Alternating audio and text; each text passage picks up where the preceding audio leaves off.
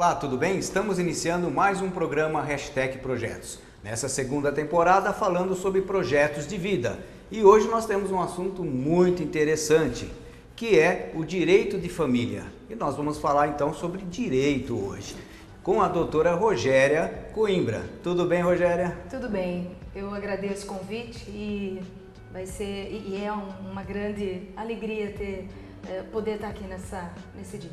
Com certeza, e isso eu tenho certeza que vai proporcionar muitas informações, né, para o telespectador, porque são coisas do dia a dia, cada vez mais são problemas que ocorrem com as pessoas, na sociedade como um todo, que envolve a família, que é vamos dizer, o mais importante, né, para que uma pessoa possa ter sucesso na vida, como no trabalho, né, no seu lazer. E então ela precisa ter uma tranquilidade, mesmo quando dá certo, né, num casamento, ou mesmo numa situação que há necessidade de separações e como resolvê-las. Então a doutora está aqui para poder resolver, ou seja, né, poder passar algumas informações, algumas dicas sobre realmente coisas que nós temos dúvida, né, como um todo. Mas é claro que é sempre bom ir à procura de um advogado, né?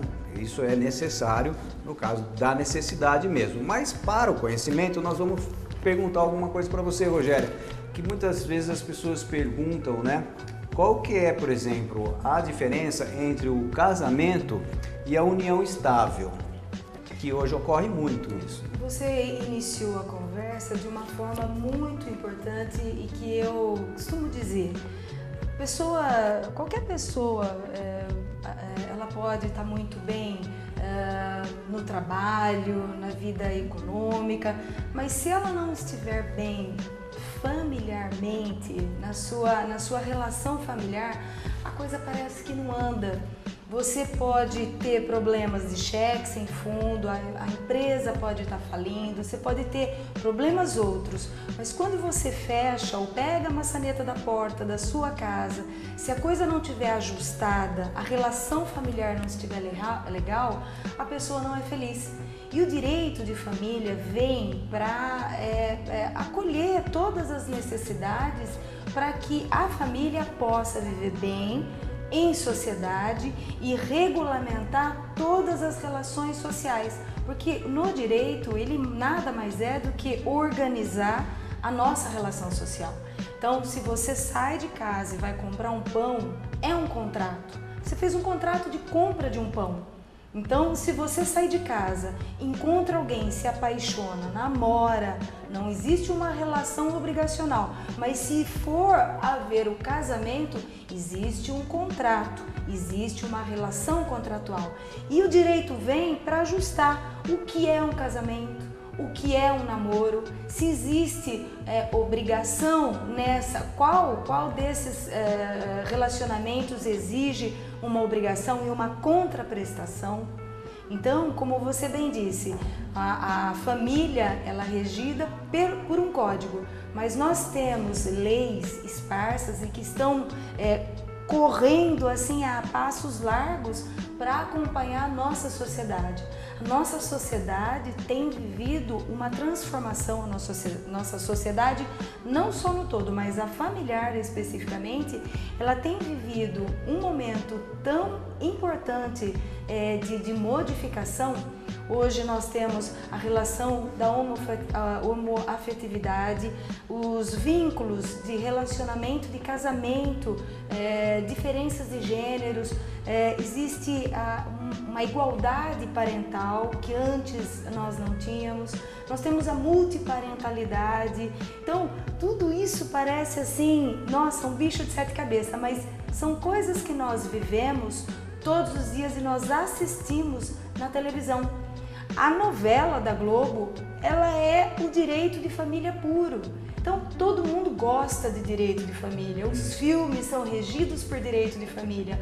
Porque sou eu que amo o João que ama a Ana, que é casado com a ciclana, que trai a fulana, que pede indenização para o outro, que furta não sei o que lá.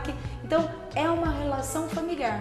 Nós adoramos o direito de família. Nós, brasileiros, somos os campeões nessa ciência da novela que regulamenta só sobre família. Por isso que é um assunto muito interessante. E todo mundo sabe um pouco disso. Se ele não viveu, ele tem a tia que viveu, o parente, a prima, alguém se separou na família. Alguém está devendo pensão na família. Então, todo mundo sabe desse assunto. O assunto do direito de família, você fala na porta da escola, você fala na esquina, você fala no supermercado. Ela tá na veia da gente. E eu, particularmente, sou apaixonada por essa ciência. Você disse a pergunta: qual é a diferença? O casamento e a união estável, porque muita gente, vamos dizer, hoje em dia, como você falou, o direito também vai evoluindo conforme o andamento da sociedade, dessa evolução da sociedade. E hoje existe o costume, se o filho de muitos amigos meus estão morando junto, né? E aí? Esse morar junto significa já o casamento? Como legalmente é visto isso? Essa pergunta é muito oportuna e excepcional pelo seguinte: nem sempre quem mora junto... O que é união estável? União estável são pessoas que não têm vínculo, ou melhor, são pessoas que não têm imposição para o casamento, mas preferem viver uma relação sem documentação. Então, uma pessoa que está divorciada, ela pode se unir em união estável com alguém solteiro. Agora, alguém casada não vive em união estável com outra pessoa casada, mesmo que estejam separados de fato, porque existe um impedimento para haver essa união estável. Ali seria concubinato. Seria a amante, seria a outra, ou seria uma relação não regulamentada, porque existe um impedimento. Agora, se são duas pessoas desimpedidas, mas não querem colocar no papel, eu só quero me juntar a ele e ver se vai dar certo. E se der certo, a gente continua e no futuro a gente casa ou não. Certo é que o casamento, você regulamentando, você tem seguranças. Diante da morte do outro, você não precisa provar que existia essa relação para poder ter o direito da sucessão. Porque um acaba sendo herdeiro do outro em algumas situações. Então, a união estável, ela vem mas ela dá de qualquer forma, porque ela foi reconhecida como qualquer outro direito de uma pessoa que esteja casada sob o regime da comunhão parcial de bens. E o que é o regime da comunhão parcial de bens? Quando duas pessoas se juntam e todos os bens amealhados ao tempo dessa relação de forma onerosa será dividido de forma igual, 50% para cada um. Então, tanto faz você estar casado como estar vivendo em união estável, o direito, a partilha é a mesma coisa, 50% para cada um. A diferença de estar namorando e união estável, que é o que pega. Por quê? Muitos namorados acabam vivendo juntos, mas eles não vivem em união estável. Nós somos só namorados. Entendeu? Porque a condição sine qua non para que você esteja vivendo em união estável, além do não impedimento ao casamento, é ter o ânimo de estar casado. É quando você sai pra rua e fala: esse é meu marido, essa é minha mulher. Porque quando eu saio pra rua e falo: eu sou casada com um fulano de tal, eu não preciso exibir a minha certidão de casamento. A pessoa acredita, é como eu me posiciono na sociedade. Eu sou casada com um fulano. Ok, então eu apresento para a sociedade que eu sou casada. Basta. Se eu me apresentar para a sociedade como casada e vivendo em união estável, ou como meu marido, ou como minha mulher vivendo em união estável, por si só basta. Agora, se eu viver junto e falar: ele é meu namorado, vocês não vivem em união estável. Então não existe obrigação jurídica. Então, o ânimos é como você se apresenta pela sociedade, é que comprova se você é um namorado e vive junto na mesma casa com a sua namorada, ou se você vive em união estável com aquela pessoa do qual vocês resolveram partilhar uma vida em comum. É aquela pessoa que tem um ânimo de viver junto para sempre. Diferente do namoro, porque o namoro você vive, mas a qualquer momento você pode sair dessa relação. Entendeu? Foi muito bom, eu gostei, porque muitas vezes eu acho que aí já respondeu muita coisa. Porque hoje em dia, por exemplo, na época que nós fazíamos faculdade, nós íamos fazer faculdade e fazíamos uma república dividindo com homens, os homens entre os homens, as mulheres entre as mulheres. Hoje em dia a gente vê mulher dividindo um apartamento com homem, né? E vamos dizer assim, às vezes namorado e às vezes nem namorado é.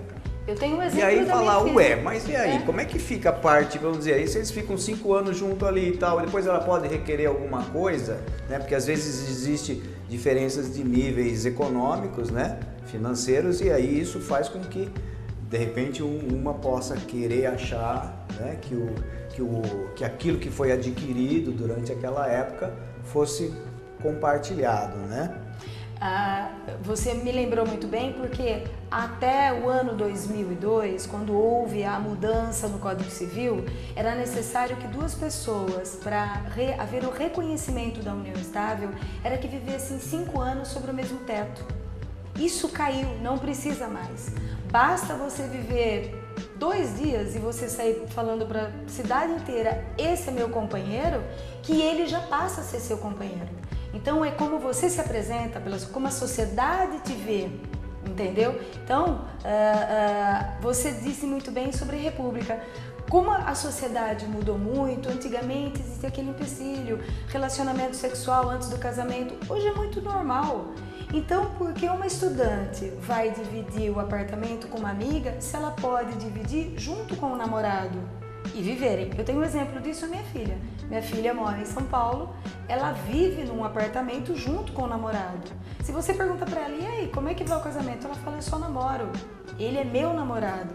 Então não existe obrigação entre eles vivem juntos e, em compensação, existem pessoas que são casadas que não moram na mesma casa. Veja bem, uma pessoa que exerce uma função de trabalho no Rio de Janeiro, ele vem cada 20 dias para a cidade junto com a esposa. E eles moram juntos? Não. Mas são casados, ou melhor, vivem em união estável. Porque eles se apresentam assim, sim, o meu marido... Com documento ou sem documento? Com documento ou sem documento, mesmo que ele não tenha documento. Meu marido, meu companheiro, mora no Rio de Janeiro, a 600 quilômetros da minha cidade, nos vemos uma vez cada 1 ano, ou ele mora no exterior, a gente só se fala pela internet, ele é meu companheiro, ele mora lá e eu moro aqui. Então é como você se apresenta, como você se mostra perante a sociedade. Que bom, Rogério, bastante interessante isso. Agora, aí começa a gente pensar assim. Então vamos dizer que as pessoas, né, no caso, o casal, resolva então fazer documentalmente, ou seja, ter um contrato. Então esse contrato de casamento existe algumas possibilidades de regimes, né? Isso. E quais são as possibilidades? Mesmo na união estável, as pessoas podem também fazer contrato de união estável. E nesse contrato você pode fazer cláusulas de como você quer regulamentar aquela relação. Se o que nós formos adquirir é nosso ou não, é individualizado, é com separação total de bens, você pode ou não fazer no papel, não fazer o contrato, ou como você pode procurar um cartório com um advogado, sempre com a assessoria de um advogado, e fazer as cláusulas contratuais. Agora, se você resolver se casar, qual o regime ideal para um casamento? É muito importante, quando você vai comprar um carro, você analisar a marca, analisar a cor, ver o que faz o quilômetro melhor, o que é mais, o que atende às suas necessidades. E o casamento é igual, porque as pessoas são diferentes. Então, quando você vai fazer o casamento, você pode fazer o pacto antinupcial. Escolher exatamente quais são as cláusulas que vai reger a nossa relação. Se nós vamos dividir os bens, se nós não vamos. Então, nós temos vários tipos de pactos. Então, você pode escolher regime da comunhão parcial de bens, que é o que mais comum, não precisa de pacto. Todos os bens adquiridos onerosamente ao tempo da relação, ele é partilhável equanimamente em 50% para os dois. Não entra nessa partilha as doações.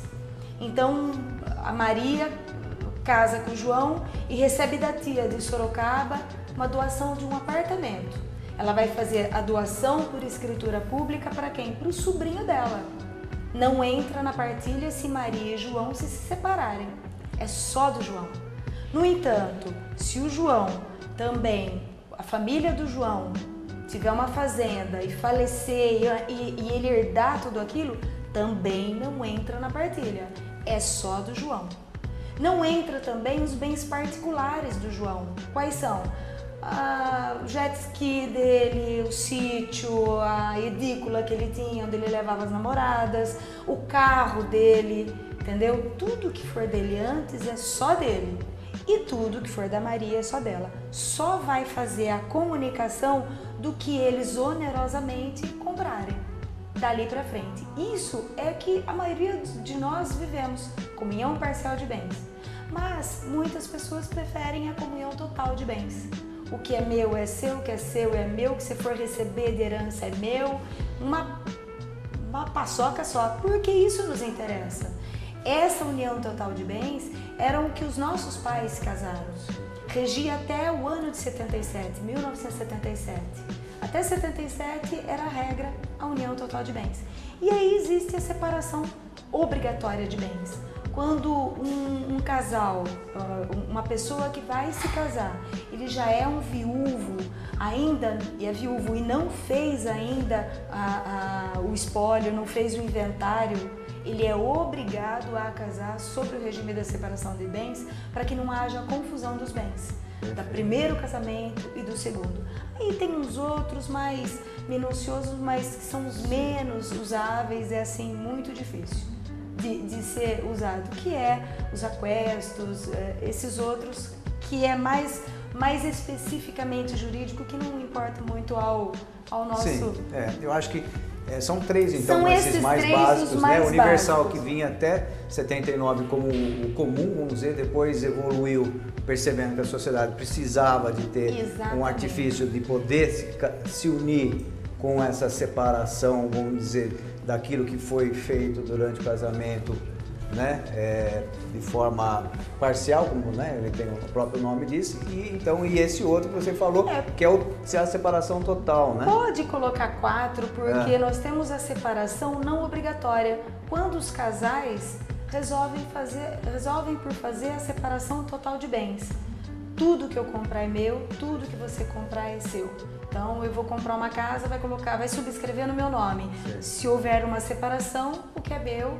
Eu tive um caso muito interessante que um rapaz chegou uma vez muito triste no meu escritório e ele não queria se separar de jeito nenhum. E eu pedi a certidão dele de casamento, ele não queria fazer, mas a mulher já tinha ido embora, tinha deixado os filhos com ele, e ele muito triste pegou e me deu a certidão de casamento, e eu falei, qual é o regime? Ele falou, doutora, o que todo mundo casa, comunhão total de bens, comunhão parcial de bens, né? Aí eu falei, o que vocês compraram? Eu comprei uma casa, nós temos um carro também, nós temos um título aí num clube da cidade, e é só. E ela foi embora, ela já tá vivendo com outra pessoa, tal, foi embora de casa. E a hora que eu peguei a certidão de casamento dele, ele tinha sido casado sob o regime da separação total de bens. Eu não sei como, nem ele sabe como ele fez o pacto. Acho que ele chegou, o cartório estendeu o papel, ele assinou e foi feito sobre o regime da separação total de bens. E pela força divina, que pela justiça, não sei, ele acabou ficando com a casa, com o carro, e a única coisa que estava no nome dela era um clube aí da cidade, o direito pelo clube. Sim. E aí foi com que ela saiu. Entendi. Mas era o regime, era da separação total de bens. Rogéria, nós precisamos terminar aqui, até já passamos do tempo, e nós vamos voltar daqui a pouco e começar a incrementar um pouquinho mais e colocar os filhos dessa relação. Joia. Né? Como que acontece, o que acontece com os filhos. Então até daqui a pouco.